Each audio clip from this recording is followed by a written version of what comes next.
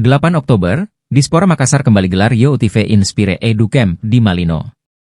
Dinas Pemuda dan Olahraga, Dispora, Kota Makassar meluncurkan YOUTV Inspire Edu Camp Valium 3 dalam acara Car Free Day, CFD, di Jalan Boulevard, Makassar, Minggu, 29 September 2024. Kegiatan ini, yang menjadi wadah pengembangan potensi pemuda, akan dilaksanakan di Malino, Kabupaten Goa pada 8 hingga 10 Oktober 2024, dengan sekitar 500 peserta yang akan berpartisipasi.